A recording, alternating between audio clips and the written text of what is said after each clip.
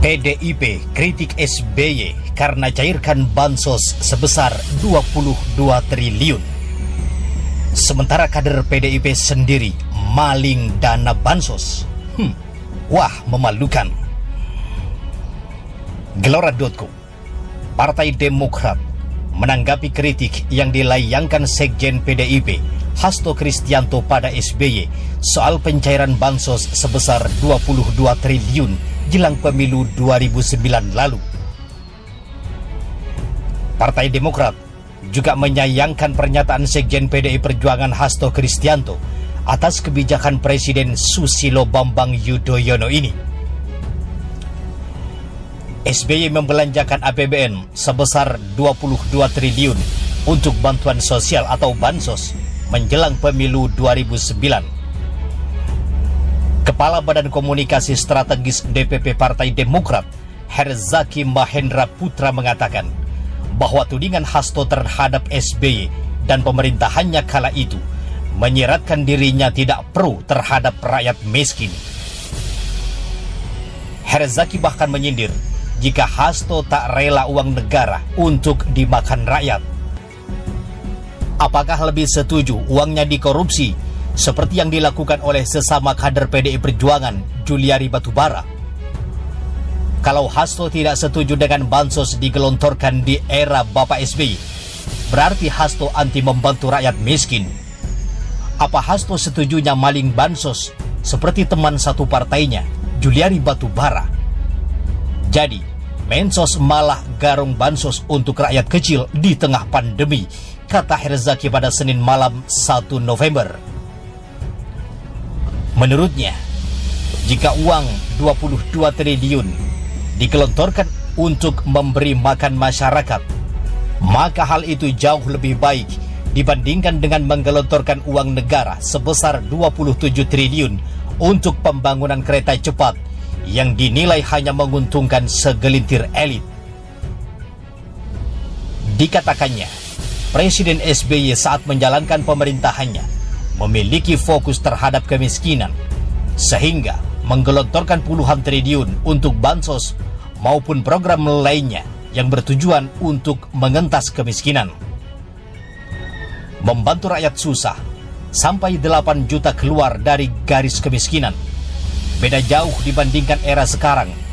Di era Jokowi ini yang hanya mampu mengurangi 2 jutaan penduduk miskin di 5 tahun pertama. Dulu era Bapak SBY membantu mengurangi pengangguran sampai 3 juta penduduk. Beda dengan sekarang yang mentok di 100.000 saja selama 5 tahun pertama. Sekarang rakyat banyak yang susah. Negara kondisi keuangannya susah. Utangnya membengkak terus, berkali-kali lipat dibandingkan era Bapak SBY. Bangun infrastruktur 10 triliun pakai utang, nggak laku, dan dijual hanya 2 triliun, sindirnya. Malah di tengah pandemi, yang kaya makin kaya, apalagi yang dapat banyak cuan dari bisnis terkait pandemi, seperti bisnis PCR swab, hasil investigasi salah satu media nasional, jelas Herzaki. Jadi menurutnya, jangan mengalihkan perhatian. Saat era SBY berkuasa 2 periode, rakyat senang dan bahagia. Kondisi ekonomi negara sangat baik. APBN naik 4 kali lipat lebih dibandingkan era sebelumnya.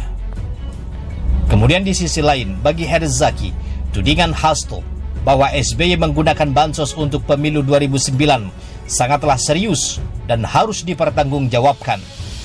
Jika tidak, bisa dikatakan fitnah.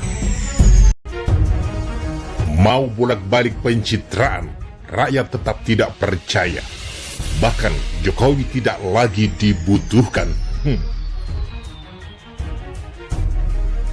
Kini.id Jakarta, pengamat politik Rocky Gerung belum lama ini kembali menyentil pemerintahan Presiden Jokowi. Menurutnya, meskipun Presiden Jokowi bolak-balik pencitraan, tetapi rakyat tetap tidak percaya, bahkan sebenarnya tak lagi memerlukannya.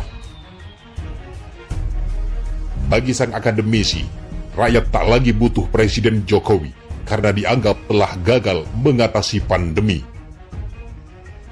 Ia juga mengatakan bahwa demokrasi di tanah air tak boleh berhenti kendati pandemi masih belum berakhir. Terlebih, ia menilai ketidakpuasan rakyat terhadap Presiden Jokowi terkait kebijakan PPKM harus menjadi evaluasi. Demokrasi tidak boleh berhenti kendati ada pandemi, kendati ada COVID, segala macam.